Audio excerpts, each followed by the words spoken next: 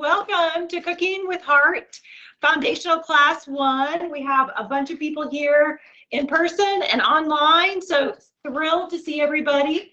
We are going to have a lot of fun, so I am going to do my best to blow your mind on food, and so you can appreciate it in new ways. You can be inspired for new flavors and dishes. And even like things like how you design your kitchen. We're going to get to that next week. So a lot of fun stuff. So, and today we are going to cover 5 dishes, not 4, 5 dishes. So a lot of fun, a lot of great flavors there. Let's see, I just want to make sure I'm hearing some background noise, so I just want to get that. So yes, we're going to do cookies. We're going to do a secret vegetable that I don't want to tell you about till we get to it, because a lot of people turn their noses up at, but I promise you, you are going to see it in a whole different light today. We are going to do my favorite all-time fish dish. And many people, Kaylee today, she knew I was making the fish dish, and she's like, oh, that's my favorite. So, and then Naked Breedable, because a lot of people are like, I know I'm supposed to be doing things, and I really want to do, but you know what, I have no time. So this dish, the first time you make it, I promise, I put my life on the line, it will take you no more than 10 minutes to make. Okay, and you're going to be amazed, because a lot of people make this one over and over. You're like, it can't be tasting that good. Yes, it does. So you just need to know how to put things together. So you're going to learn that throughout the course. So it's not just the recipes, it's what you understand, what goes together, what kind of how to treat different vegetables and different things. So you're going to learn all about that. So, okay. Who likes to cook? I want hands, thumbs, whatever, raise. Okay, I saw there, Lynette. Who is your other half, Lynette? Oh, I can't hear you because we muted you. Can you unmute? I can't unmute you, Lynette. There, if you look for an icon, you see that line through, click that. I'd love to hear you guys from home. They're working on it. There, okay. I hear somebody. I don't know if that's you, Mike. I think that's you. Or Julie. Yeah, I can. Yep. I can hear you. Okay, you want Lynette, you can send in the chat too. If you see the bubble, you can type me what we've got 2 people there. We've got Lynette and somebody else. I want to know who else we got there. So, okay, and okay. Aw, we'll get it one of these times. So, okay, and I saw some hands. Okay, who would like to be inspired to cook? Okay, we got some hands there. Okay, you're the right place. So that's it will happen. So, yes, there we go. Okay, did we get? Oh, there we go, Lynette. I think you're on. Lynette, go ahead. Yes. Can you hear us? Yes, I can hear you. Yes. So, and who is that with you? My husband, Michael. Michael. Okay, we have Michael and Lynette there. Awesome. Okay, great. So glad you're with us. So, let's see. I'm going to cover shortly heart healthy eating, clear up some of the confusion there. A lot of confusion there. I want to go over a few of the kind of housekeeping things. So everybody should have a binder. If you don't have a binder, let me know. We sent virtual participants a binder, so let me know if you didn't get yours in the mail. You have those that are in person have a pre-assessment survey. If you want one virtually, let me know. It's a simple survey that goes through some mindset pieces and also some of your habits. It's a really easy way of taking a check where you are right now, and then I'll make a copy for you because I want you to hand that in before you leave. I like to see those. I also like to see where you heard about the class so that we know what's working to get the word out. But I'll make a copy so at the end you can compare. And just moving up 1 or 2, 3 notches is fabulous. So those are things that I aim to change for you during class. Then you have some action steps. We're going to talk about those in a little bit. I am recording the class. So I have 2 recordings going on just in case, because you know technology, we never know. So I will send out a link with the recording that you can view on YouTube. You can't search it and find it. It's just private. But it usually doesn't get to you till next Tuesday or Wednesday, just because I have to work with marketing and they post it up. So it takes a few days there.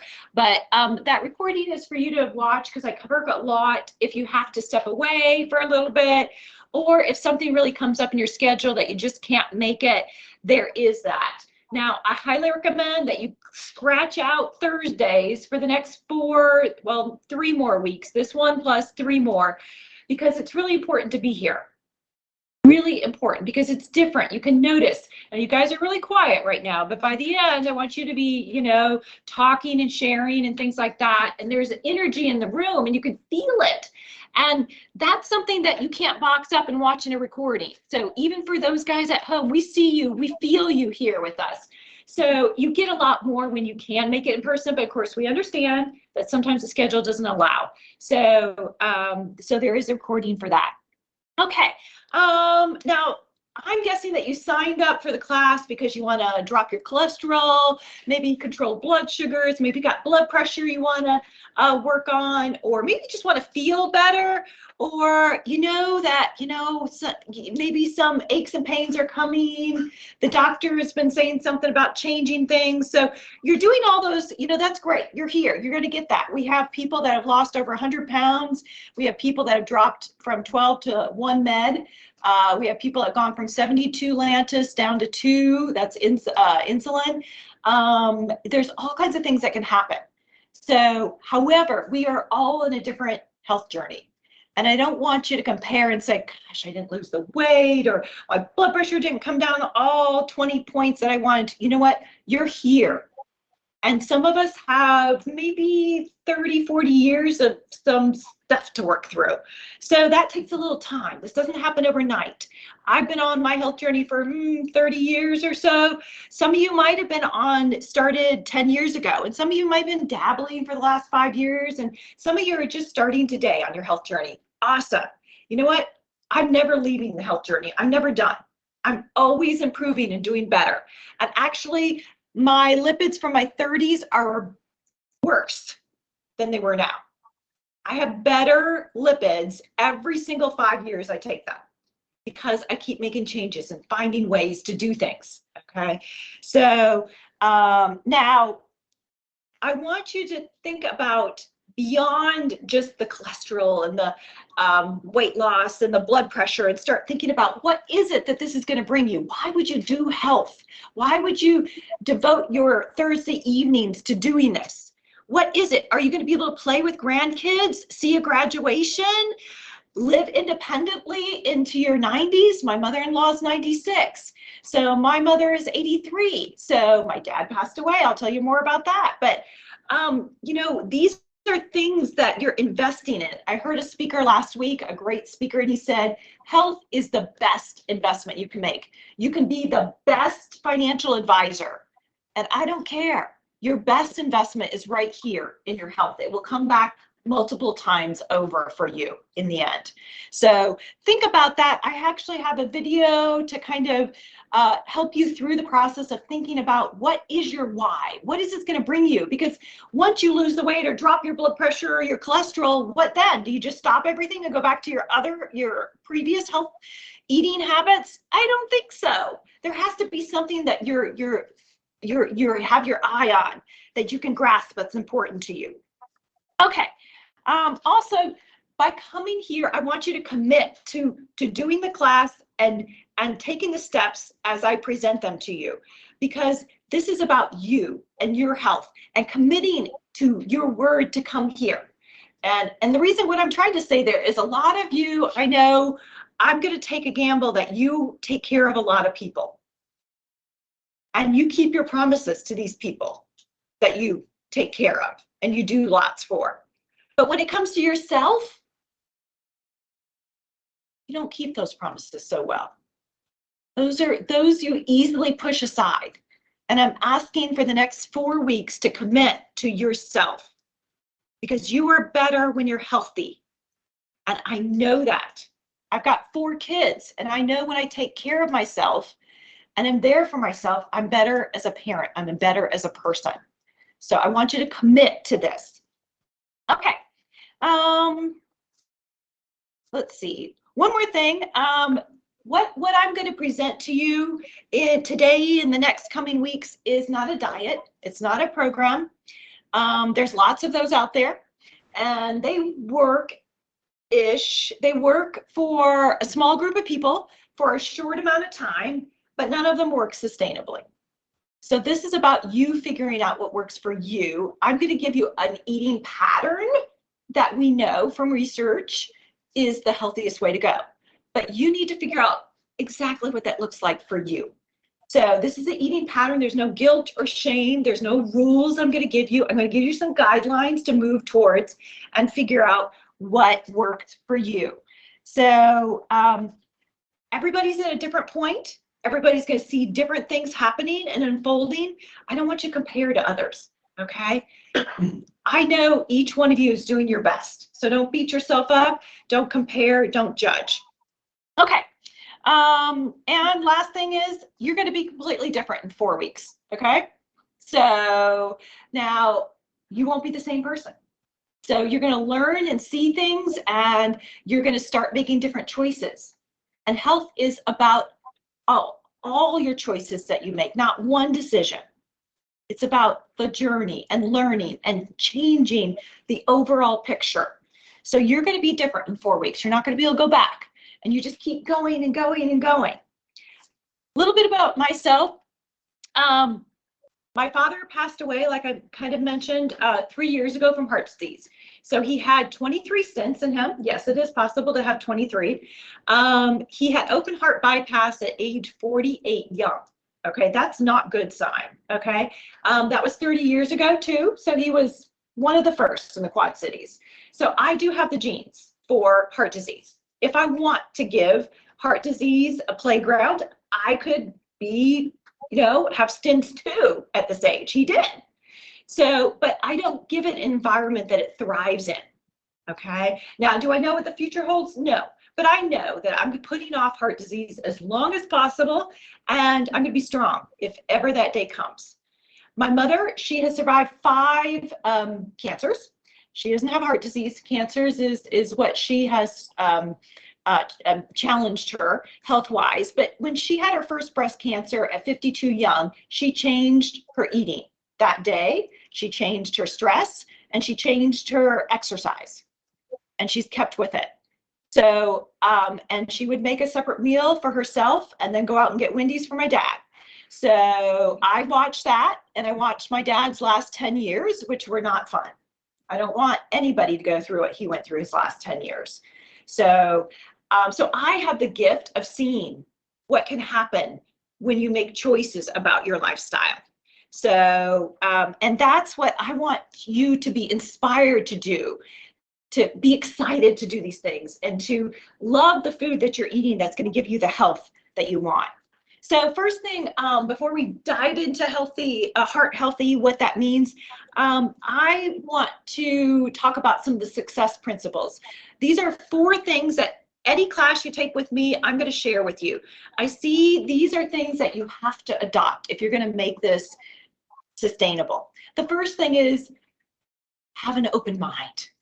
Have an open mind. So I'm going to share maybe some foods that you had said earlier in your life that you were not crazy about, or that you didn't like, you labeled them, or maybe you wouldn't even try. Well, I just want you to have an open mind. You don't have to like anything, but I'm going to ask that you try and give it a chance. Combinations of foods that go together, you may not know them. Be open to them. So, and you know what? Sometimes when things don't go right, they're going to be a great gift. So the cookies today, the drop oatmeal chocolate chip cookies, I ran out of an ingredient. I was like, oh, what am I going to do? And I substituted yogurt. I said, okay, let's give this a try, yogurt. And it works perfectly. And that's what we do in the recipe because it works better than applesauce. So, you learn things. You just never know what gifts are in store. So keep an open mind. Second thing is baby steps. Take baby steps. Now, I know you want me to just tell you everything you need to do for the secret of health. Nope, that's not going to work. because each one of you, Phil is different than Andrew, is different than Barb, different than Carl and Georgie and Lynette and Michael and Julie. We're all different. And what's going to work for you isn't going to work for another person in this class. But I'm going to give you the best practices so that you can take a step in the direction and see if that maybe works for you. So this also is lifestyle change. So it needs to happen in the background instead of just, oh, I want to do everything right now and just be done with it, like a project at work or school or an activity at church. It doesn't work like that. This is a lifestyle. This is something that you integrate in and you just automatically do all the time. So you've got to take little steps for it to not exhaust you. I don't want you to be exhausted. I know you have important lives to carry on. It doesn't work that way. We have a lot of very successful people that are very unhealthy, that have tried, but they failed because they just tried to dive in the deep end instead of just taking baby steps, little steps, trying out. I'm trying out things all the time and finding out things that work. And, you know, transitions in life, you have kids move in, move out, you move houses, you have jobs that change. All those things are going to influence your lifestyle. So you're going to have to figure out some new things there. So next thing is be compassionate. Be compassionate. Things aren't going to go as you planned. That's life. That's this health journey. Be ready for it. This is hard. People struggle, but you're here and you're here together. You've got each other. So you're going to make it, but just know that berating yourself, judging yourself, beating up yourself does not help. And we all do that. We're wired for negativity. We're wired for overeating. So those things make it rather difficult, but you can do this. You got this. So just be careful because you're going to get the wrong ingredient. You're going to overeat. You're going to mess up a dish. Not one of mine, of course, but so these things happen. Just brush your feet off. What can I learn from this? There's got to be something in here that I can take forward and learn from and keep going. The last thing is have fun. So you may have noticed that I have a wine glass here with water. It's water, I promise, okay? So What did she say? the reason I do that is I actually drink out of a wine glass at home too. Water. Occasionally something else, but mostly water. Because I want to make it special. I want to make it fun. This is, you know, people are like, oh, what's a really great drink other than water? Water! Water! We're like 70% water in our body. Oh my goodness, that's so important. So make it fun. So how do you make it fun? If you're like, Teresa, I just don't like even being in the kitchen. Okay. Then you're going to need to use your imagination. And you're going to have to connect it with something that you love doing. Put on music. Create a playlist that you only do while you're cooking. I don't know. Or, you know, the rule in our house is that you can blast. When you're in the kitchen cooking, you can blast it. So if it's my 27-year-old, it's going to be a podcast. She loves podcasts. So if it's my 21-year-old, it's music. If it's my 14-year-old, it's probably a TikTok. So she's probably following a recipe on TikTok. So, but when you're in the kitchen, just make it something fun. You can listen to podcasts, books on tape, music. You can invite somebody to cook with you. You can call somebody when you're only in the kitchen. So make it fun. On Saturdays is when I do my menus, and then I go to Aldi's and Walmart and Costco and all those places. Then I come back and I clean out the refrigerator. I put everything in the containers that I'm going to teach you about. And then I sit down and watch Netflix for 10 minutes. That's my reward. So I look forward to that. So it's just, you know, build it in, make it fun somehow. So if you have some ideas, let me know. I'm always up for that, but it's up to you to make it fun. Okay, so let's get going. So, one bonus one, one last one. This is a mind shift tip. Ooh, that is a tongue twister. Choose. I choose to be here on Thursday evenings. I choose to eat vegetables. I choose to learn new things to cook. I choose to read labels. Using the word choose changes things from, oh, I have to do this, or I should, or I need to. So it really works, guys. Try it when you're doing the dishes too. It works too. I choose to do the dishes. So if you just feel lighter, you feel a little bit of joy boiling up in there. So, but try it out. It actually works. So, okay, before I get into Heart Healthy, I do have some very important announcement. We have somebody else that's helping me a lot here make these classes happen. I have Tanya. Tanya, she's been probably texting you, maybe even emailing you, calling you back, things like that. But Tanya, go ahead and say a little bit about yourself. Hello. Some of you, I may look familiar. I actually work down at the cardiac treatment unit in the morning, and then I come up here to cardiac and pulmonary rehab in the afternoon.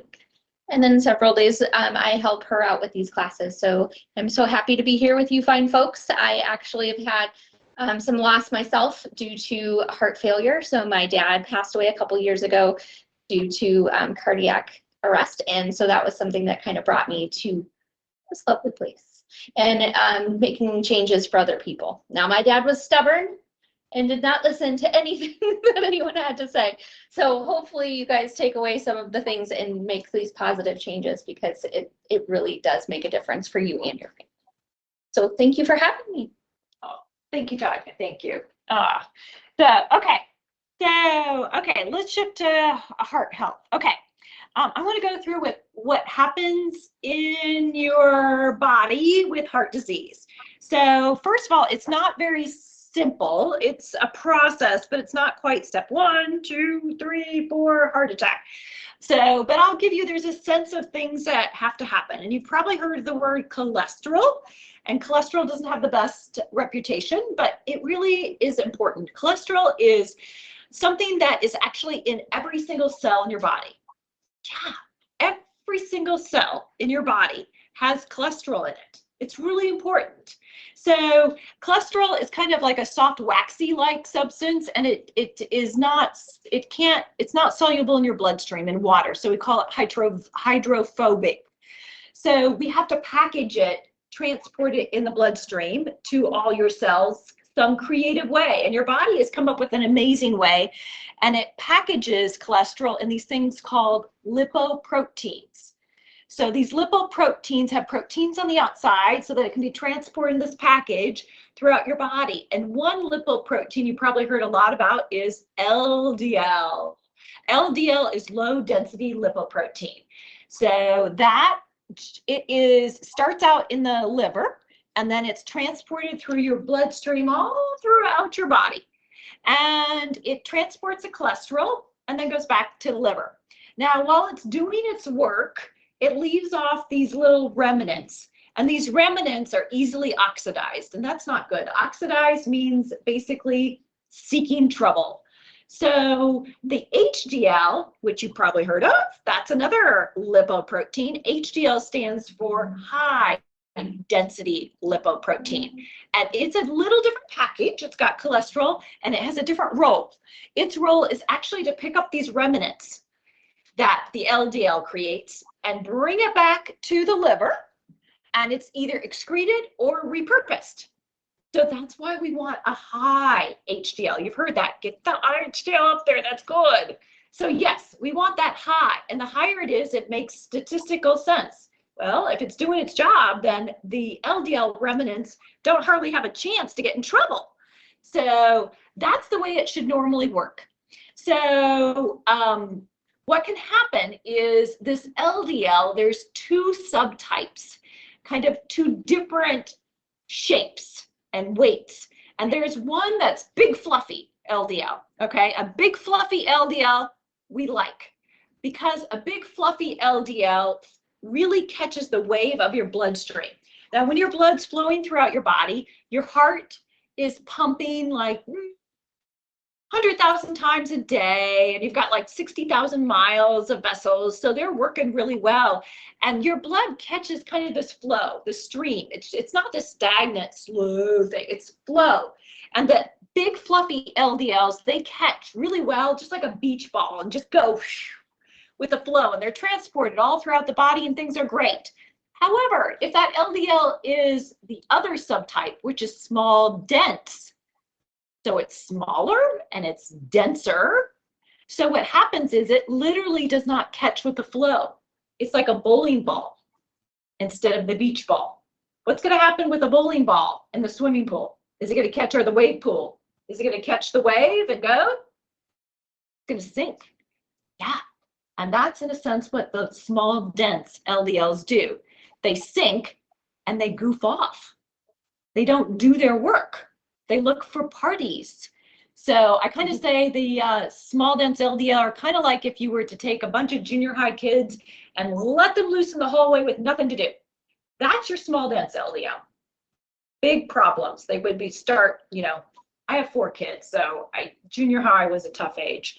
So they get, they show off and they punch each other a little bit, and there's a little bit of a scuffle, and that's kind of what happens in your arteries. You actually get nicks from the LDL, can nick it, and other things can nick your arteries, make little nicks, little injuries. Things like high blood pressure can nick. Things like high triglycerides. Things like high blood sugar, smoke. All those things can nick your arteries. And when your arteries are nicked, then that remnant LDL, remember I said when it's oxidized, it likes trouble, it finds the nicks. And it goes in the nicks and throws a party in the nick and doesn't heal like it's supposed to. And when you get a party thrown, then your body thinks there's something wrong. The immune alarms, all of the alarms that there's an injury go off. And then your body sends the armies to heal and to ward it off, which is exactly what you don't want to happen. All confusing. So these are things that happen. So let me show you with some props that kind of help maybe clarify some of the things that go on. So let me grab, so I need your imagination. So I have here pool noodles. So I have a pool noodle. So this is your artery, like 1,000 times bigger, okay? So your artery, the inside there is an endothelial layer. It's a really thin layer inside there, very important. You start reading geeky stuff about your arteries and heart disease, you'll hear that word endothelial mentioned quite a bit. It's really important.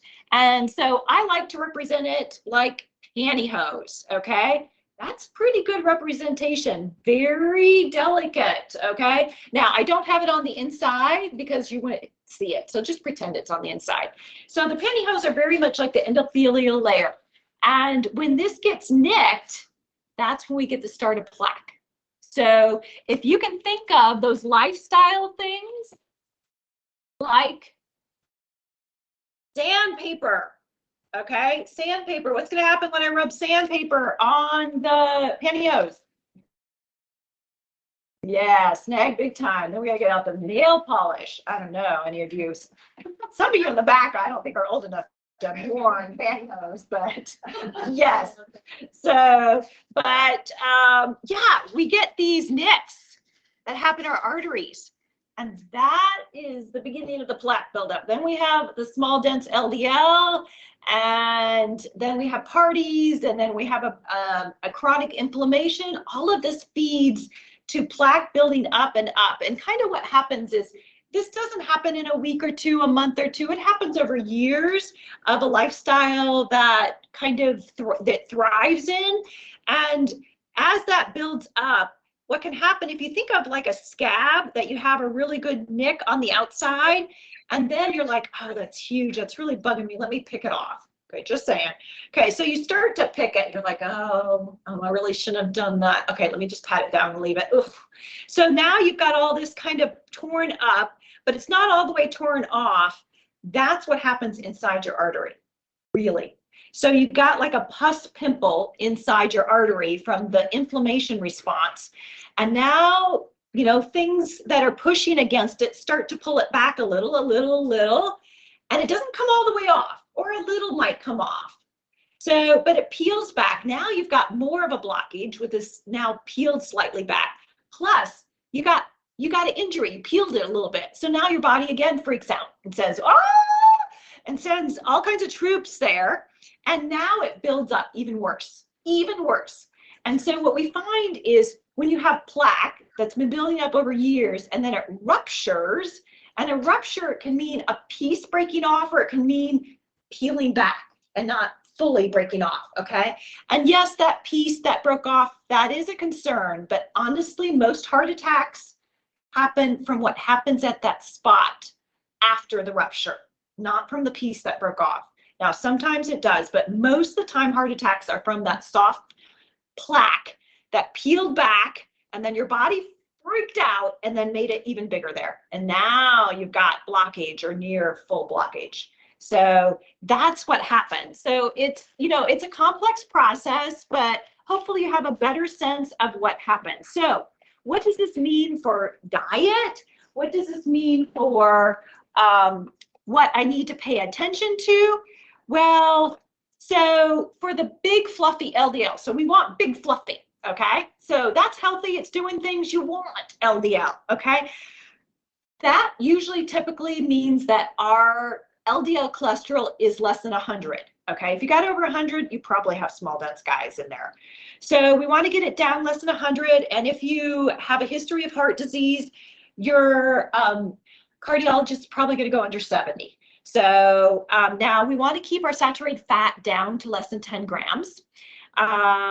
So you want to start reading labels, 10 grams all day, saturated fat. I didn't say fat, I said saturated fat. So I'm not really concerned about fat. I really read, when I look at labels, I could care less if it says 34 grams for fat.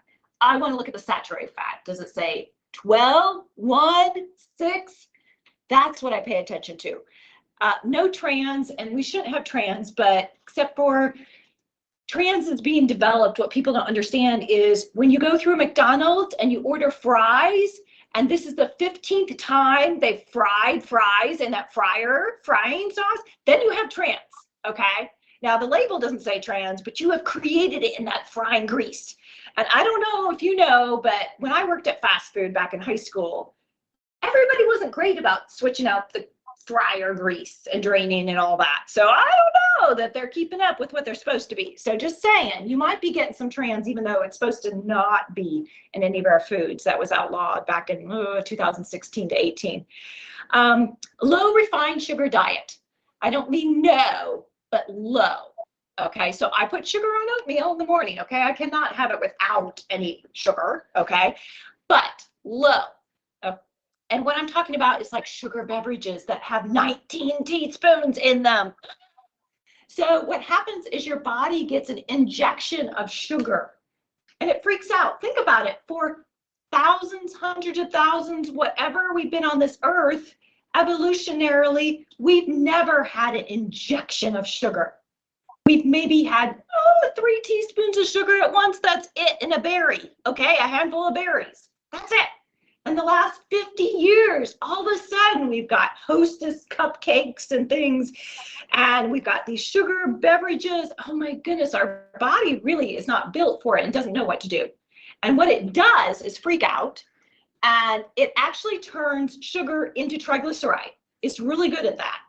And guess what? Triglyceride is basically the chemical name in your body for fat in your bloodstream. And then, so the triglyceride goes to your bloodstream and then you pack it around here, okay? Because your body says, well, gosh darn, we're gonna have some time without food, so let me just do what I do really well and pack it. So anytime you're getting an influx of sugar calories, it's going to pack it here, very likely. If you get an influx of calories, it's trained to do that anyways. So extra calories isn't gonna be good. So for LDL, a couple other things, we want to have quality fats. We're going to talk about that in a second. So again, I'm not worried about fat overall. I just saturated fat. So I want quality fats. And then whole grains, using whole foods, intact grains, not these refined white stuff, fluffy stuff. Okay? That is not helping us. Your body actually thinks that's just sugar. It processes it so well, just like sugar. So that Texas Roadhouse roll, those 6 that you had, your body is treating it like sugar, okay? So just think of it like sugar treat, okay? So triglycerides, if we want to get triglycerides lower, okay, triglycerides, they tell me kind of if things are a little dysfunctional in your artery lining. If you've got high triglycerides and a low HDL, you have a heart attack waiting to happen. So, because it just tells us things are really struggling to be they're dysfunctional is the best word I can think of. So we want triglycerides less than 150. I like it less than 100, but that's just me. Sugar again. Low, not to have too much sugar, because your body's going to convert that to triglycerides. So your triglycerides are going to go up.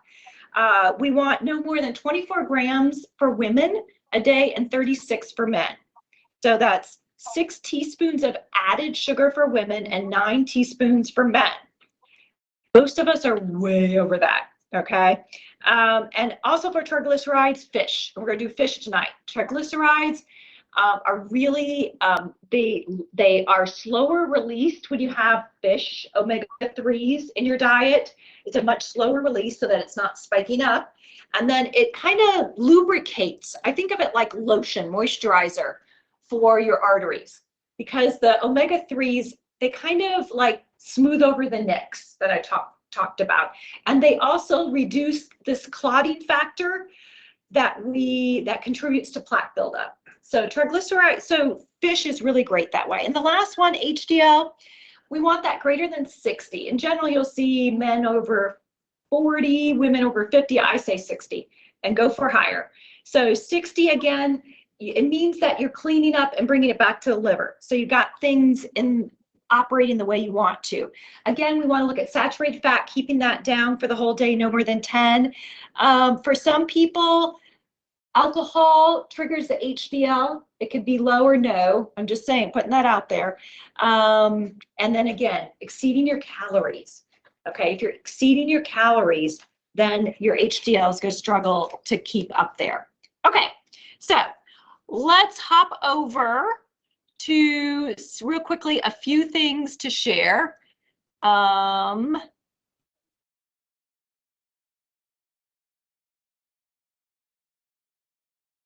I'm going through this, Tanya, can you hand out a product so we can do the label reading? I think we're going to be able to do that.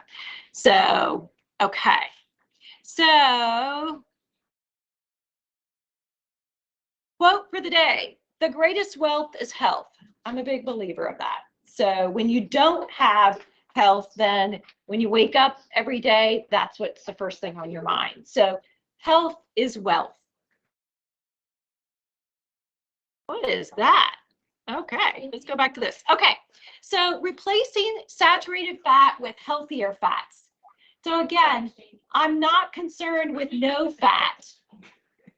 I want you to have quality fats. So that's going to be things like avocado, olive oil, which we'll talk more about, and nuts. Just think those 3 things and you got it. Okay, so avocado, how many of you love avocados like me? Okay, so I'll give you permission to have avocados. Olive oil, I'm going to teach you about how to read labels so that that's helping you. Wow, it's getting transcribed as I talk there. I don't know how I did that. And then nuts. So adding nuts, you're going to see where I add nuts here and there into things. Some people are like, well, Teresa, I love nuts so much that I go gangbusters over nuts.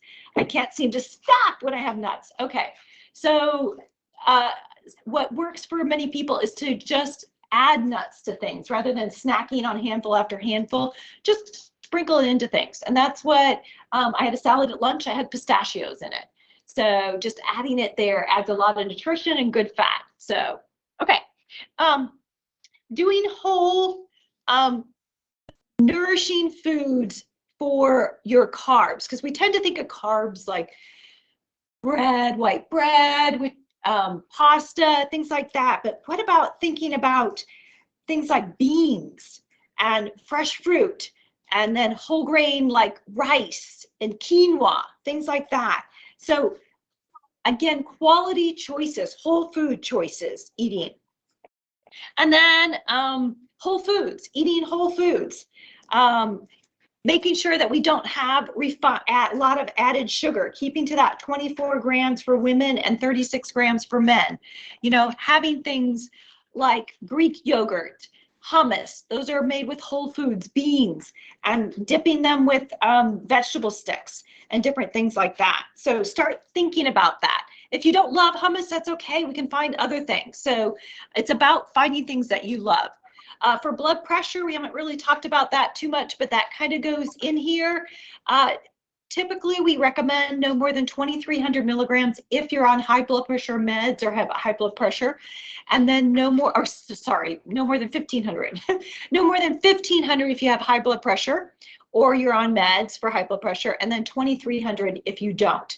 So that's for the whole day, and that is a really tough thing when you start to read labels. So salt is added and added and added and added to everything in a package. So we want to watch for that.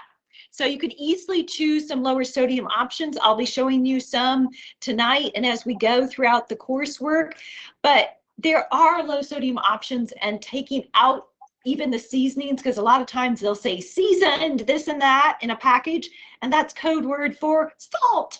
So a lot of times you can just add your own seasoning, and there's a lot of creative ways you can do.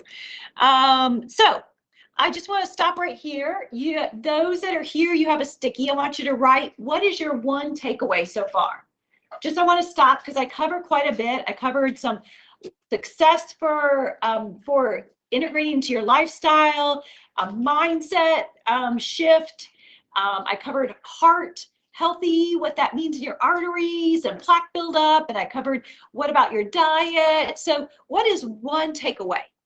Okay. Because I want you to hang on to a little bit of this. You know, they say you lose 80% of what you hear in 2 days. So I want you to try and remember some of this by just stopping and saying, what is one thing?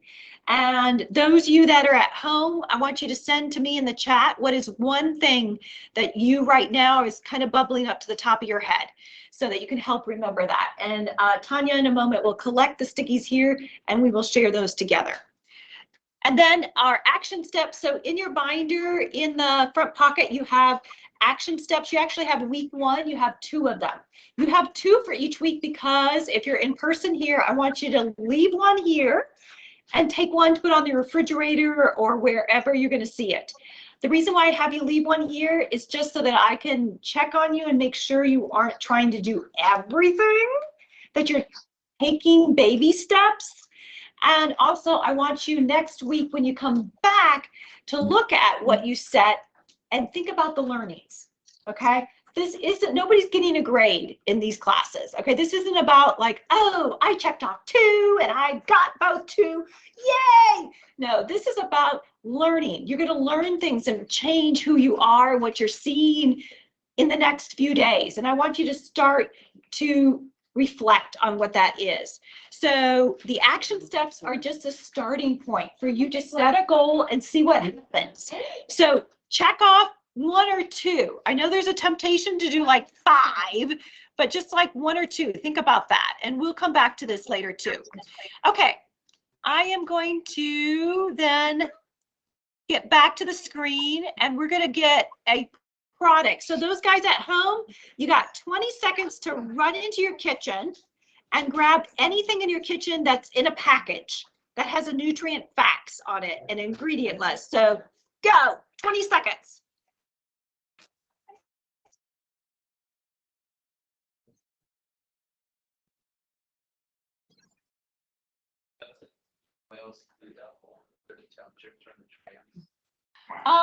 Well, they will get oxidized after a certain, yes, they will switch. That's the fryer kind of thing.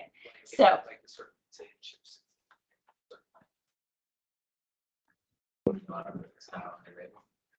there's possibly some, you've done some reading. It's possibly some, yes, yes. So do we know? No, but anything fried like that and anything multiply fried, like the French fries at the fast food or anything you're getting at a place where, just saying, some of the employees may not be sticking with the procedures, you're getting trans. So yeah. So that's kind of the secret that a lot of people don't know about. Like, it's like, yes, trans is off the labels, but they're still in our food supply. And so staying away from those things is your best bet. So yes. Okay, so we have a product. Oh, keep an open mind. So awesome. Thank you for sharing there. Okay, let's see. We got some more maybe here. So you guys at home, I love hearing from you. Make changes gradual, not all at once. That is a hard one, Julie. Thank you. Be open to trying new foods and recipes. Keep an open mind, Denise. Thank you. So yes, go ahead and feel free, those at home, to send me your takeaways. So Tanya's collecting those while she's doing that. Everybody's got a product. So, okay, there's 5 things that I pay attention to on a product. First, ignore the front. That is a standstill advertisement. And thousands upon thousands of dollars of research and focus groups went into what goes on the front. So ignore that and go to the back. So you want to go to the nutrition facts. And the first thing I look at is the serving size. The serving size, because I want to know, is that approximately what I'm going to eat? Just ballparking it. So serving size, is it half enough? Is that probably what I'm going to eat? Or should I increase it or decrease it a little bit as I go through the next few numbers? So that's just, the other thing is, if you're going to compare it to another product, you need to be comparing, in a sense, apples to apples and oranges to oranges, okay? So you got to make sure you're comparing the same serving size. So that's the first thing. The next thing I go to is saturated fat. So I skip right over calories, skip right over fat, and go to saturated fat. Now, do you remember how much, did anybody catch how much we're trying for in a day? No more than 10. 10 fingers, 10 toes. Just think that. 10 fingers, 10 toes. I don't ask you to memorize too many numbers, but that's a really good number for all your drinks, snacks, and meals, okay? That is a key concept. No more than 10. Next thing I go to then is the sodium. So this is the shocker, okay? So there's sodium in so many things. So sodium, again, the numbers are 1,500 for if you're on high blood pressure meds, or if you have high blood pressure, no more than for everything you eat and drink. And then 2,300 for if you're not. So, this, you know, you don't need to get a calculator per se, but do have a sense, okay? Here's a general guide if you want something, if you're at the 1,500, if you're trying to follow 1,500 and you aren't a professional athlete, then you're probably intaking around 1,500 to 2,000 calories, okay? So a principle that sometimes is helpful is look at the calories and then look at the sodium. Are they pretty close? If they're way different, like the sodium is 3 times more than the calories, I'm not calorie counting. I'm just trying to give you a sense of where you stand with the sodium. Then you better think about a substitute or backing way down on that. Okay, so if you've got a product that's like 280 calories for a half cup serving, and the sodium is 790, okay, that's more than half of the 1,500, okay? So that's kind of a guide if you want to use it as you're going throughout the day. It may work, may not. Some of your condiments are really high, your sauces and things, and I'll give you some ideas for things to get it down. So, but, you know, take a couple days of counting all of them and see where you're getting in trouble, okay? Sodium helps with your blood pressure, helps retaining water, and your poor heart is going to take the brunt if you are giving, if your blood pressure is high, okay? Because it's going to have to work harder. And every single hour a day that you have high blood pressure, that you're up, you know, not taking your meds, you could be getting nicks and things like that, guys. So it's really serious that we keep our blood pressure down. Okay, so the next thing is I'm going to look at is, now a lot of people like to look at sugar. I glance at it, don't give a lot of credence to the sugar, but if you want to look at the sugar, usually they have the total sugar and added sugar. It's nice that they've done that. It's just that manufacturers do find ways around them.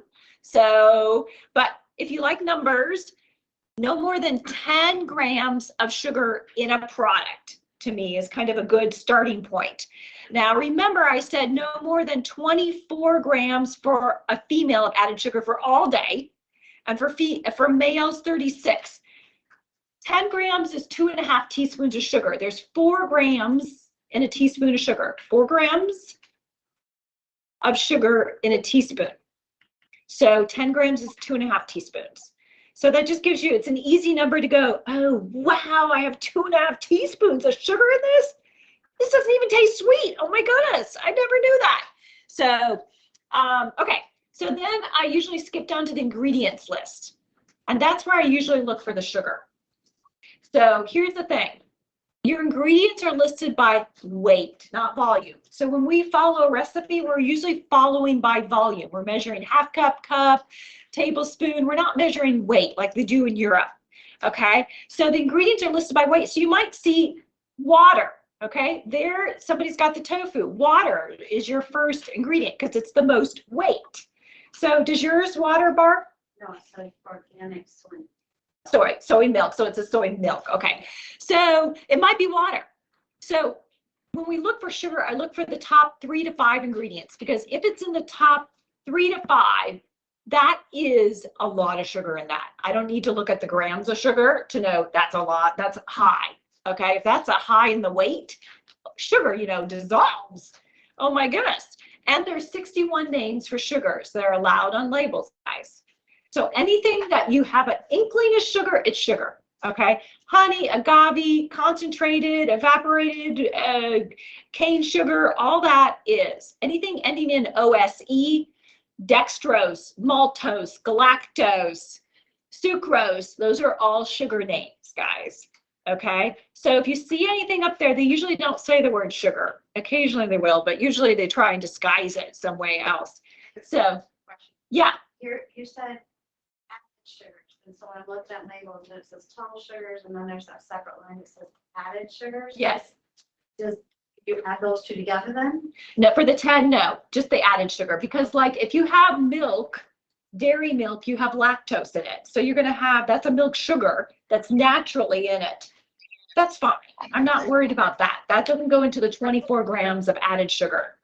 But if you have a sweetened milk, it might have 15 grams of added sugar in there too. That's what I'm concerned. Very good question. So, okay. So, and then the last thing that I do is I look for a whole grain. What? Look for a whole grain. So I'm looking for that fiber, that intact grain. So that's going to be hard to find, honestly, in a packaged product, because most of your packaged products, your manufacturers are going to put the enriched form. They're not going to put the stripped form. They're not going to put the whole form. The intact form are things like oats, sorghum, brown rice, quinoa. It needs to say whole grain, okay, in there. It gets a little trickier when we get to flours and stuff. But you're typically going to have a side dish of a whole grain to have that be your whole grain that you're going to make the brown rice, the quinoa, and add it into your dish. Typically, it's not going to be in your packaged products. I'm just saying it's not. Now, you have barley there. That's a little different. But as a packaged product that has other ingredients in it, usually you're not going to find enough to make a difference that's I call a whole grain. So, okay. So now that you've gone through the 5 things: serving size, saturated fat, sodium, the sugar. Usually I do just looking at the ingredients list, and then the whole grain. Those are only 5 things that I pay attention to. Everything else I pretty much ignore. There's some exceptions if I'm working with you individually, but those are the 5 I pay attention to. So if you look at your product, is your product a thumbs up or a thumbs down?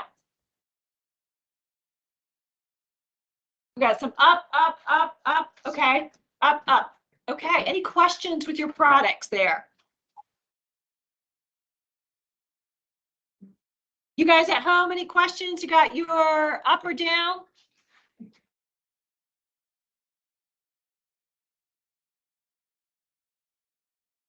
What's that? Okay. What do you tell me more what you're thinking? Well, the sodium is 3 times what the calories are. Okay, the sodium in there, yes, that's got salt. So you want to look for shelled edamame that doesn't have added salt. So yes. So that, unfortunately, they do, that, does that have salt in the ingredient list? Sodium. That's sodium. Okay, what's the ingredients in that? Tell me the ingredient list. Edamame, purified sea salt. Okay, it doesn't have sea salt there. So I would want to look for a shelled edamame without salt. So it's a little tricky because most people, when you eat edamame, they just eat it and they just, but you can get shelled edamame without the salt added. Okay. So, but those are things to look for with your frozen vegetables. A lot of them you're like, oh, cool. And then you look at it, you're like, whoa, they added salt, darn it. Won't they have to do it? So, okay. So it's time to get cooking. We are going to start with let's start with the kale salad, apple Dijon kale salad. So this is one of my favorite salads. Oh, you know what? I want to read first. Let's see. Oh, you're still on me. Okay, good. Let me read what you guys here at home. You said your takeaways. Alternative for current foods are available. Yes, they are. Read labels in less than 10 for saturated fat. I have no excuse to not do this home. Increased HDL. Yes, you want that one up. Understanding how HDL and LDLs impacts me. So awesome. How food affects body, plaque buildup, how food affects the body, the description of LDL and HDL work in the bloodstream, sugar lowering, more whole grains. Yes, whole grains. That's a key thing. To choose to live better and still have compassion on yourself. Yes, please, please, please. And baby steps. I'm so tempted to try to do it all at once. Yes. Aren't we all? We just want to. And I know those are good intentions, but it works so much better if you go baby step, and have compassion. Okay, so I'm going to switch our cameras here so that you guys can see my hands.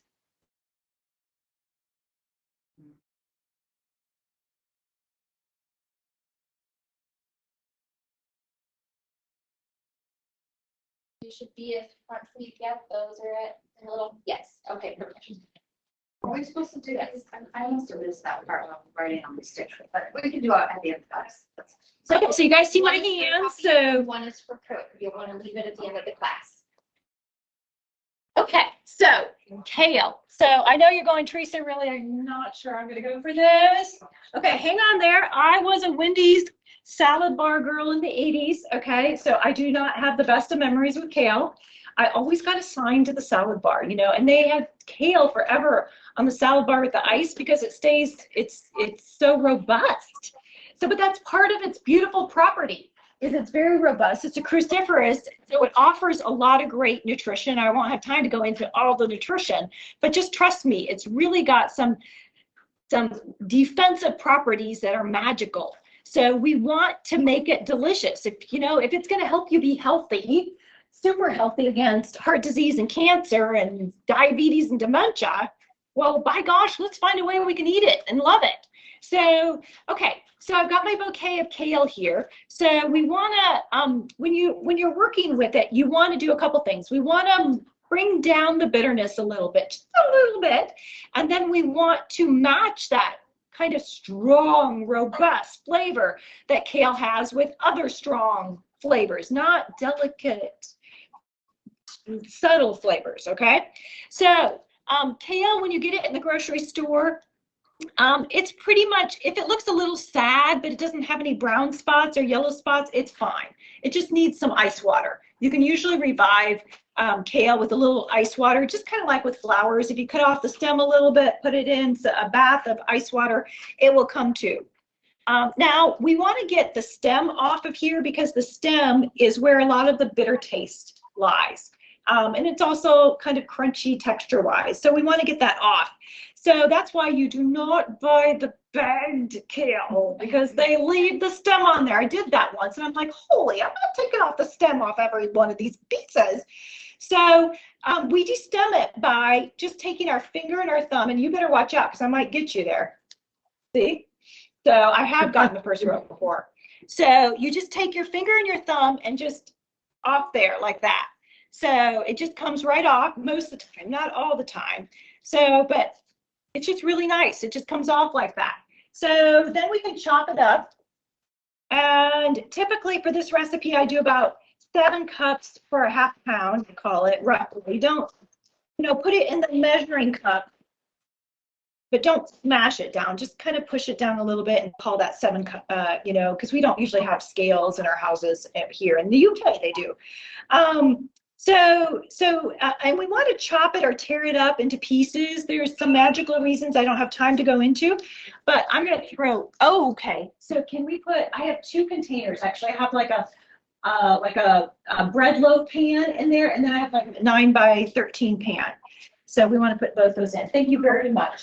Okay, so we've got our kale here, so we're going to make the dressing. I'm just going to make it here in my mason jar. I love these things. These lids fit on. They're so great, and they're pretty. It's a clear glass container. So I'm going to add some apple juice or apple vinegar. So that's a vinegar. We use a lot of vinegars when we have stronger flavors, and we also want to break down a little bit of the leaves. You're going to notice that as I put the dressing on, this is going to become brighter green because it's breaking it down a little bit, popping the bubbles actually in the surface, the air bubbles. When they pop, it becomes a brighter green. Extra virgin olive oil, we're going to use that. The extra virgin olive oil, I use this. We'll talk more about that. But extra virgin means that it's cold pressed or it's mechanically squeezed from the olive to make the oil instead of chemically and deodorized processed. So, and that's what most of the oils on the shelf are. And most of the olive oil sitting on the shelf is chemically processed and deodorized, even though it says extra virgin olive oil, okay? So I have verified that this is one.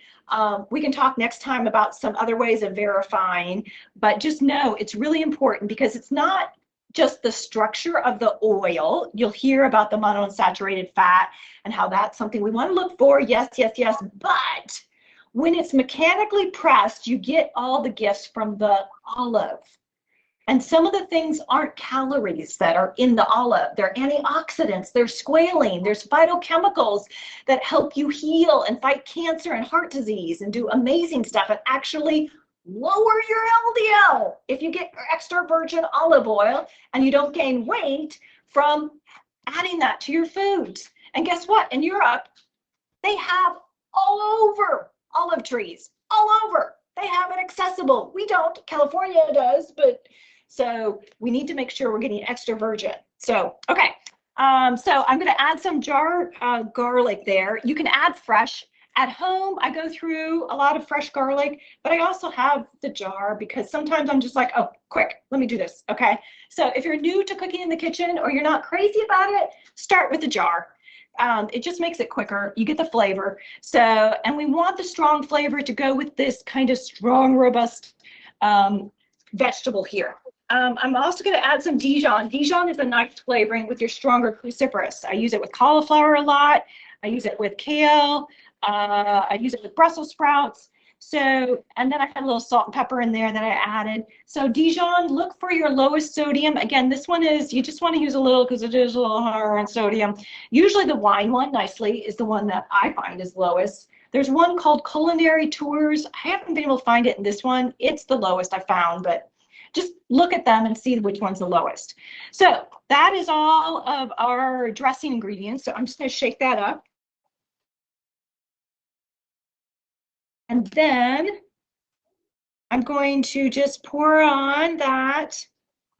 And then this is really important. I'm going to massage it, okay?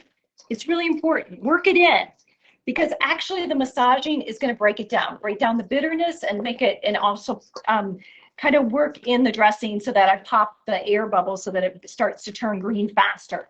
So now, if you were going to serve it like in 6 hours, I would probably just do a quick toss of it, working it in, and then let it sit. And it's going to turn greener and, you know, the bitterness will be down. I do it about 2 minutes if you're going to eat it in the next 30 minutes or so, just to make sure you get it. And just, you know, massage it. Don't be wimpy about it. Just massage it. This is kale. Kale can take it. So we're going to work that. See how it's getting darker there? So then I'm going to add in some raisins. The raisins are a nice sweetness. You could add cranberries if you wanted to. I'm going to add some walnuts there. We're getting our nuts there.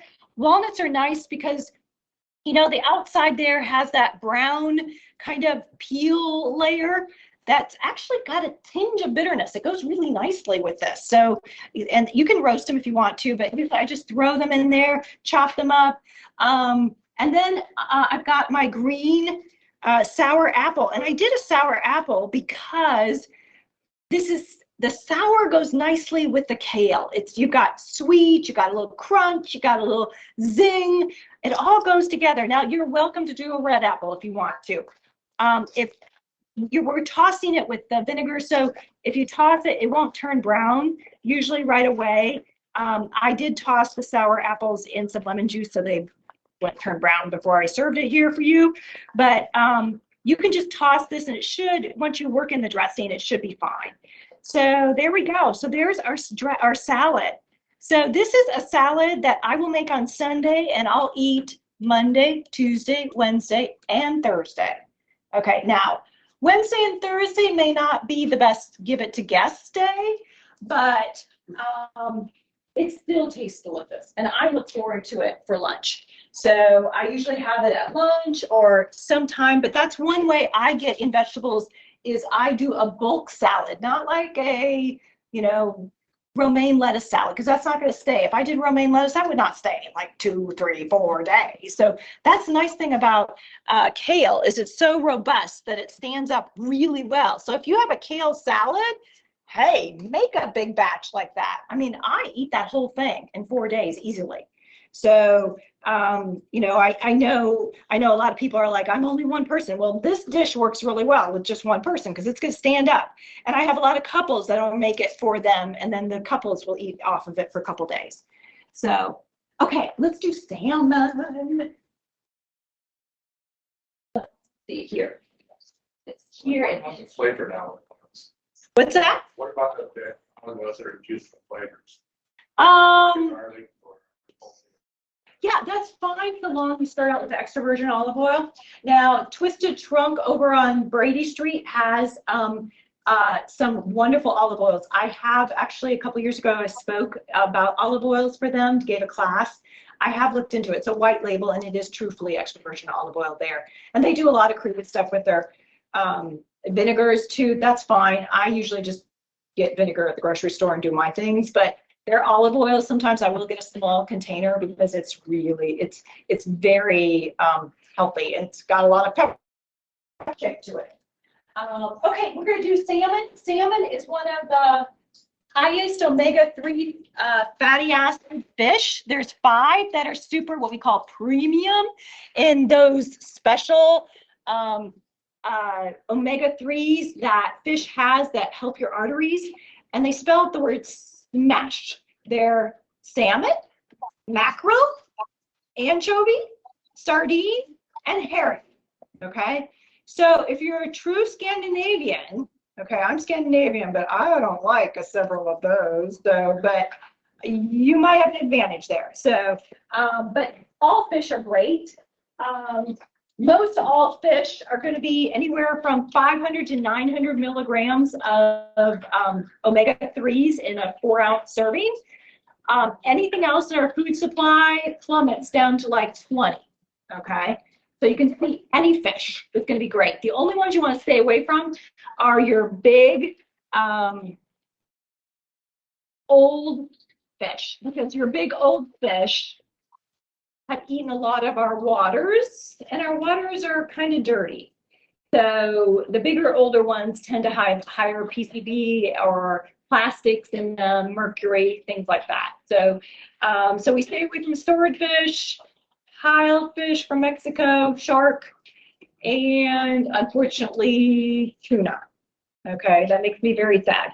I love tuna, but I'm not saying never, but I'm saying as the thing that you have once or twice a week, I would not make it tuna. Salmon could be, tilapia, catfish, you know, things like that can be caught. It's how you prepare it.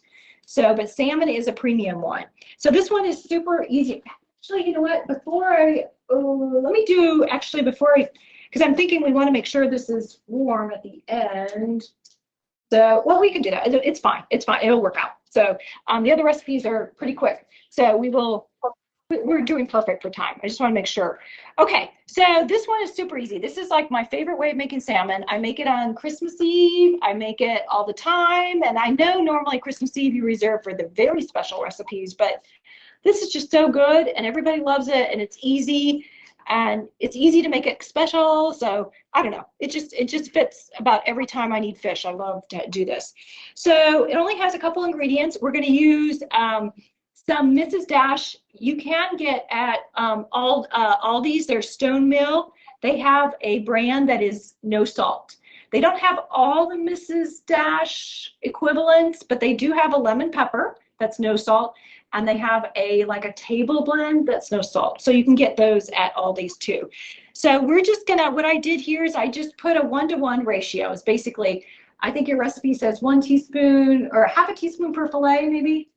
So basically I just always mix up. If I do 1 tablespoon of the lemon pepper, then I do 1 tablespoon of the table blend because we're just gonna, rub it on and then put it in there because a lot falls off kind of thing. So, and then we're going to pan sear it first. Oh, I got my pan out. So we're going to pan sear it first. And before we do that, I've got my lemon here, and I want to show you a little bit about the lemon. So you could use bottled lemon juice if you were in a rush, but normally most all the time I use fresh lemon. So I will zest this lemon.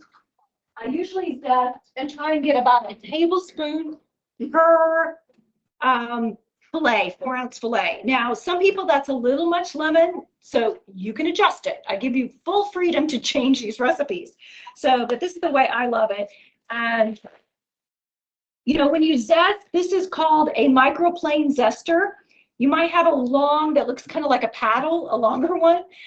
That's a rasper style. Or you might have a grater that stands up and has different grates on different sides. Just use the finest one. And you just want to get a little bit into the yellow there. You don't want to go all the way down to true white.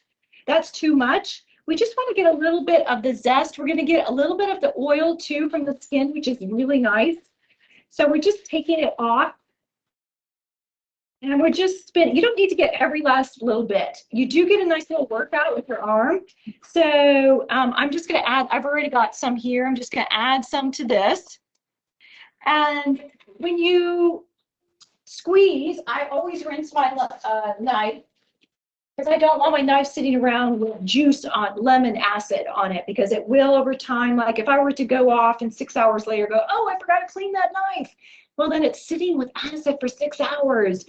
My knife is my most important tool. You'll find out next week in the kitchen. So I treat it very nicely. So when you squeeze this, you can use the squeezer. There's fancy squeezers. We have some, but you know what? This works really fine too, just doing this, okay? You can squeeze it. You can use your hand. You can roll it, and that'll burst some of the cells in there.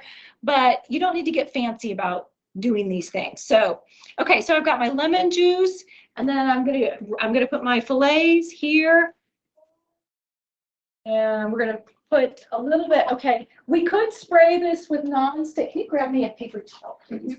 But this is my trick at home because I'm not against nonstick oils, the spray, but they have added stuff in them that are going to break down your pan over time. And I'm very particular about my pans. Again, they're not expensive.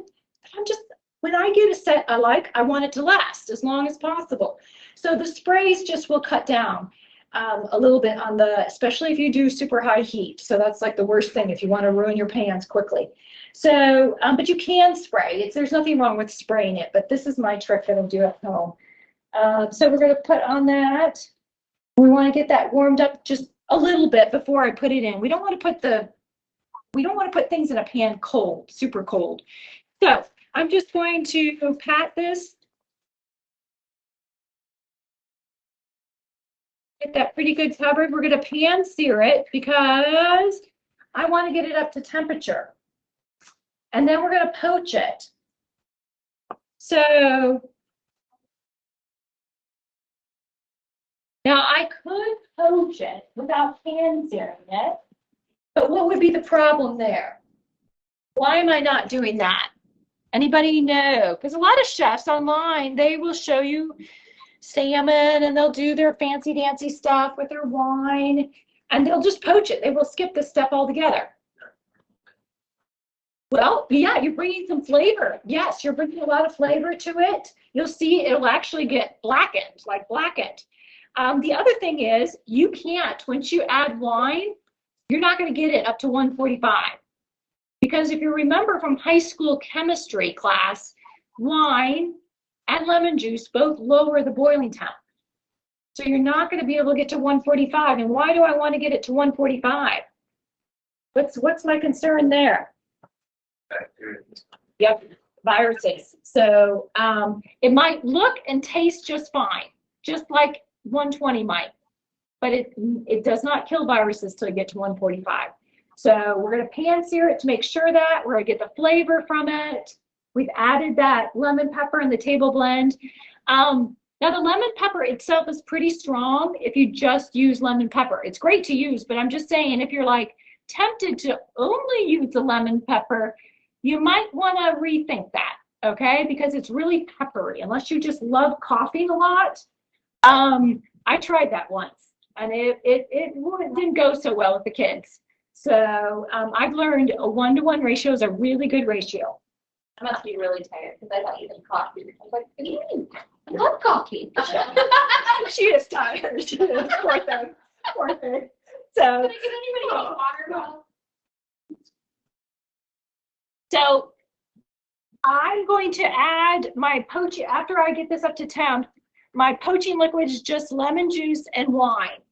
So the wine I'm going to use is just a Chardonnay. This is a Dark Horse from Hy-Vee. This is like a $6. A lot of times I use Barefoot. You know, those are not high-end Chardonnays. You can drink them. They're, you know, not cooking wines, but they're not too expensive. If you don't drink wine and you want to try this recipe, you can just simply ask at the beverage, the wine place, ask for the like small airplane kind of doses of it and use that. So that way you don't have open alcohol for like a month till you make it again or something. So that's totally up to you. Now, if you want to make this without any wine, that's fine too. It will change the flavor some. It'll change some of the immersion of the flavors, because what's happening is when I add the lemon juice and the wine, it will steam and then it will circulate because I'll put a lid on it and it will immerse itself in the fish, the flavoring. And the alcohol will evaporate off and we'll be left with like the wine sediment, the flavors of the wine. Now, the alcohol will not be like 100% off. It's not enough for anybody to feel it, but I'm just saying if somebody just avoids alcohol for whatever reason, allergic or other reason, then you would never do this for them. So, but you could substitute, chicken broth would probably be my first choice, and then vegetable broth is fine too. So, and it might end up being better in your own mind. So, hey, try it out. You never know. But I usually do like a 1-to-1 ratio of the lemon juice and the wine. So it's about usually a quarter cup of wine to like 2 to 3 tablespoons of lemon juice and zest. So, I'm going to combine them here. And you can do less or more. It's, you know, we're just creating a poaching liquid for this. And notice that I used a smaller pan for this. If I was doing 3 fillets, I would have done a larger saute pan, but we want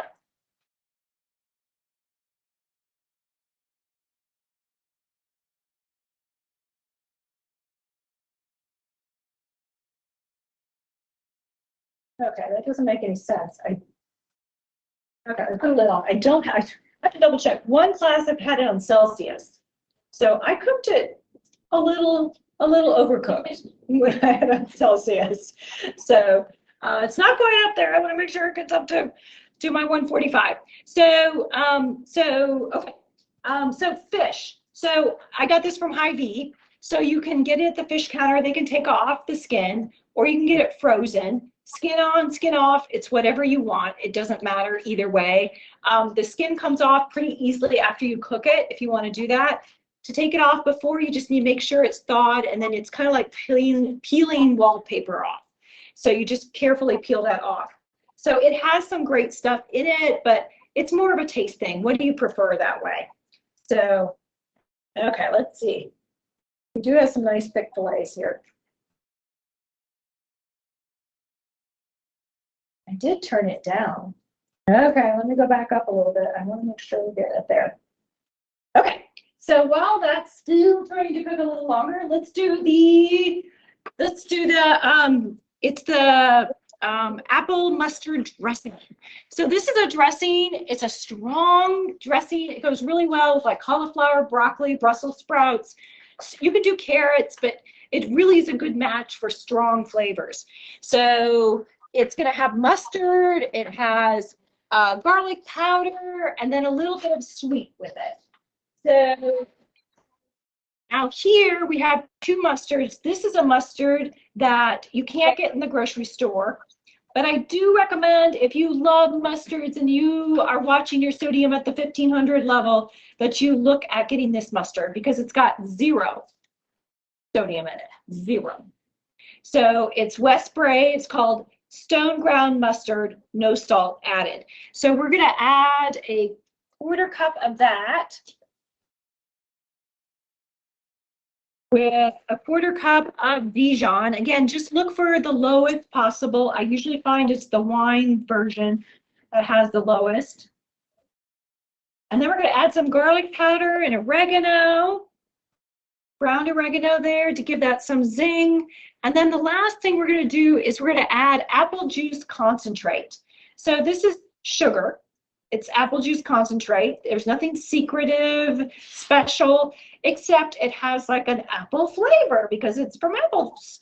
So we thought it here, we use this a lot here for a flavoring when we want a sweet, but not just sugar gaggy sweet. So we just put that in here. It's not diluted at all.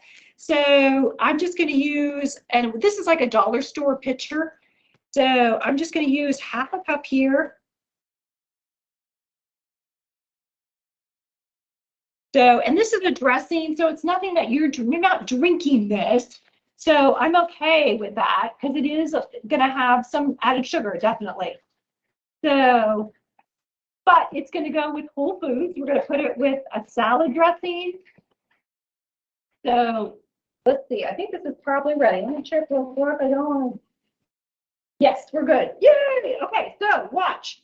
So I'm going to add my lemon juice, zest, and wine. So you can see it's steaming up, it's bubbling. So I'm going to put that on top, and about 2-3 minutes, and it's done. Okay. You can't, you probably noticed it got dark, and that's okay. I've gotten it very dark before. That's the pepper that's kind of cooking there and giving it flavor.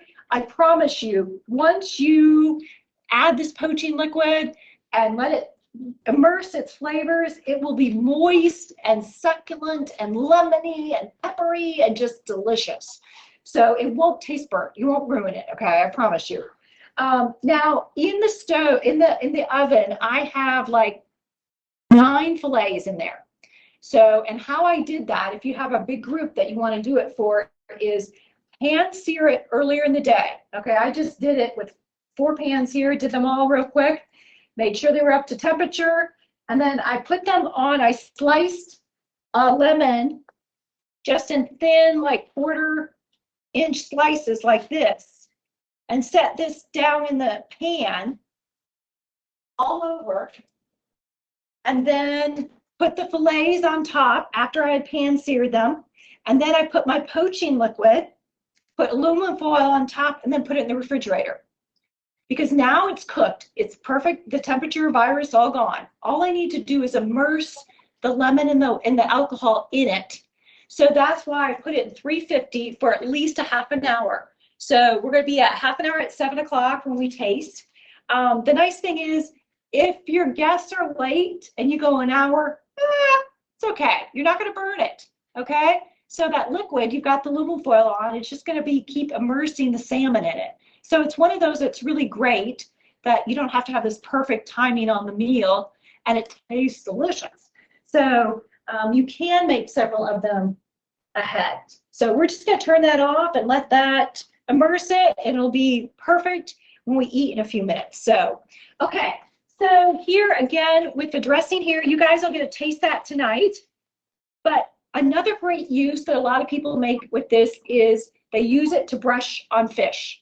Now, fish is so easy. A lot of people are afraid of fish, but fish is so easy, guys. When I see it on the menu, I'm like, yes, easy dinner night. So just $3.50 about any fillet for 15 minutes is cooked through. Okay.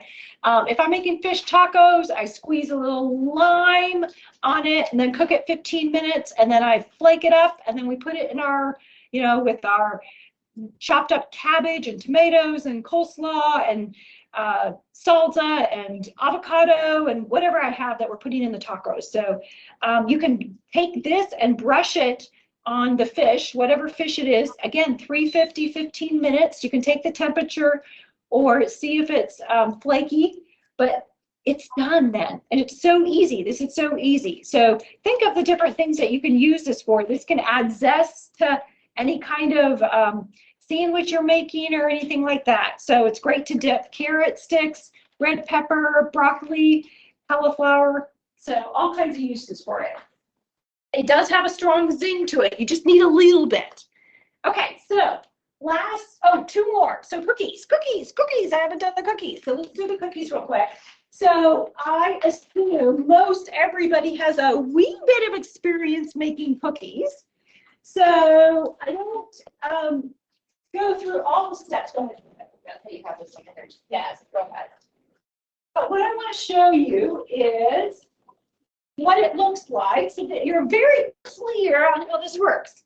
So here's the batter there, mixed up with oats, quick oats.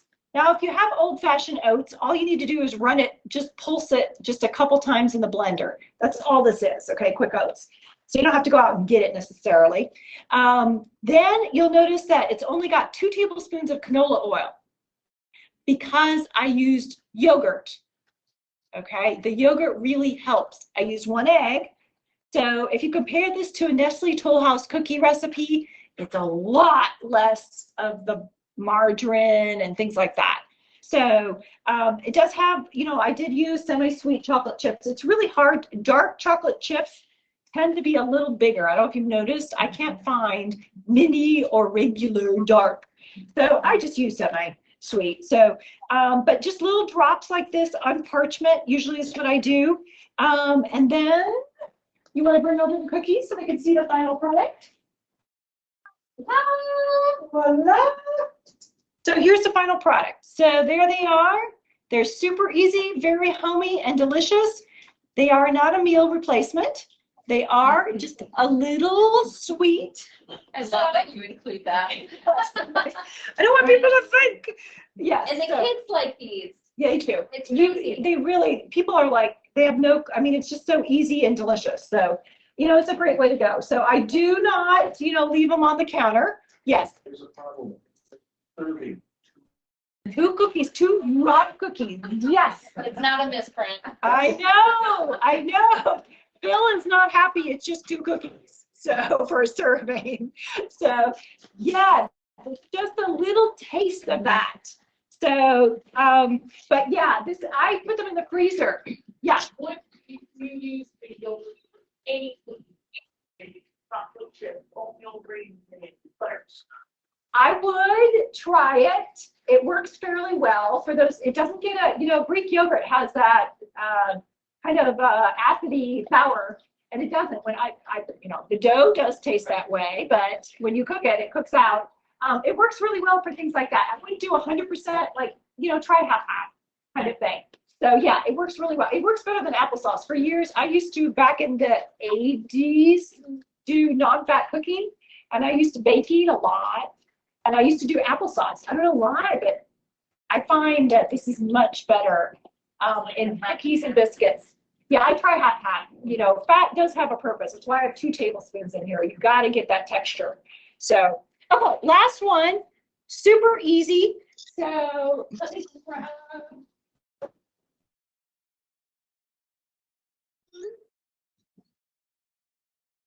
So, okay, a couple of my things here. I'm going to put this in the microwave. I'm just putting the frozen cauliflower, rice cauliflower. Oh, yeah, I did check that. Okay, I'm just putting the rice veggie cauliflower in the microwave. Here, what you want to make sure is no salt added, okay? Unfortunately, the other brand has salt added to it. Green Giant is like the only one that I find that they don't add salt to. So, this is a naked burrito bowl. I call it naked because it doesn't have a tortilla. So, but the cauliflower rice, guys, that has cauliflower, which has that kind of bitterness undertone to it. So we got to work with that. So we're not going to roast it. Roasting we're going to do next week. And roasting is one way you can kind of get rid of the bitterness of something like cauliflower. So what we're going to do here is we're just going to match it with really strong flavors like chipotle seasoning, salsa, lime, things like that, so that we won't even know. And actually, when my son, when he was like 15, he's 20 now, and he still doesn't know that this dish isn't made with white rice. So it's made with cauliflower rice. So he eats a lot of white rice. Okay, so we have a rice cooker, and he's a growing boy. So I made this and didn't say a word, and he scarfed it down and said, "Mom, that was pretty good." It's like, okay, I'm not telling them that was cauliflower in there. So yes, so, and you will be surprised. You won't even notice. So the only thing that I recommend with the cauliflower is if you overcook it, you're going to get more water bursting out of the rice cauliflower, which is going to give you a stronger sulfur smell and taste. And you probably want to cut back a little bit on that. So you just want to make sure you drain off any water if you do overcook it. You're not going to burn it, but you might overcook it, like burst more water. So these are black beans. So I'm making like a double batch. I'm going to toss the chipotle seasoning. This is a Mrs. Dash, no added salt. I can't find this at Aldi's, so unfortunately it is a no salt. I don't know if there's other brands. We're getting less variety, it seems like, since COVID, but the chipotle seasoning has a lot of kick, really a lot of kick. So it's a great match for the cauliflower. So I'm just going to mix that in. When the cauliflower is done, I'll mix that. I'm going to add to it Linda's salsa. Linda's salsa, jar salsa is a vegetable, guys. Okay, so I know, yeah, isn't that cool? So, but the thing is salt. So you want to look for your lowest salt. This one only has 60 milligrams of sodium for 2 tablespoons. That's pretty good because most of them on the shelf are 200, 300, 400, okay? So this is only made around here. You can't get this in Dallas, okay? You can't get this outside of here. So it's pretty cool.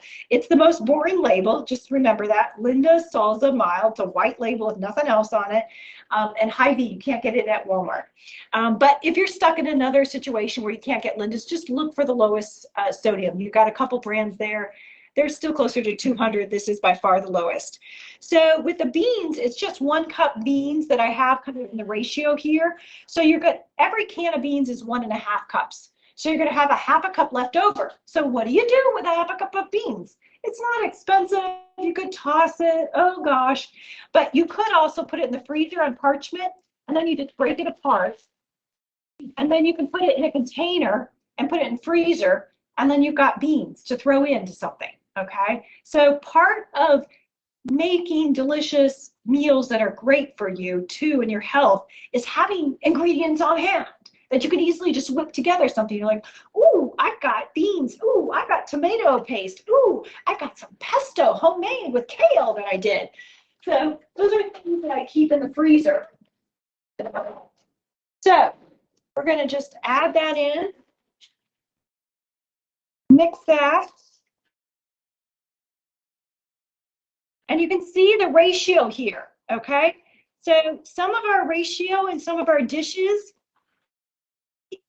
needs to be adjusted, okay? So you can see we've got a lot of beans and we got cauliflower there and we got seasoning, and then we're gonna add in some salsa there. Whoa! So that's gonna add some more zest there.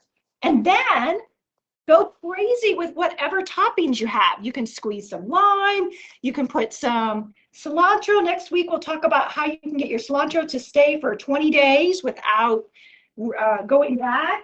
Avocado. Cyril, you said you love avocado. So if you don't have a ripe one sitting around, you can just do a wholly avocado. This is just avocado, it's not guac.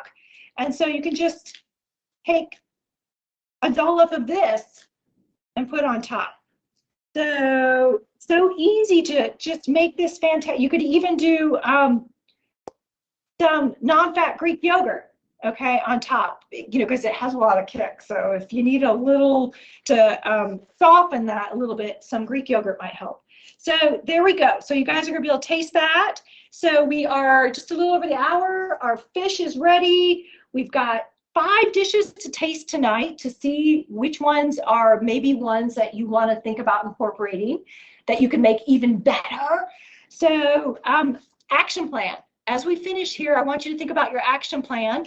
Make sure you have 1 or 2 things checked off for next week. Next week, we are going to go a little gentler with the seasoning. Okay, today was very robust and strong. Next week, we're going to do zoodles. We're going to do a secret sauce that chefs do all the time. We're going to do a quinoa berry salad. We're going to do a naked, not naked, I'm sorry. Naked is right here. We're going to do a peanut crunchy bowl. Peanut crunchy bowl is going to be our super quick dish.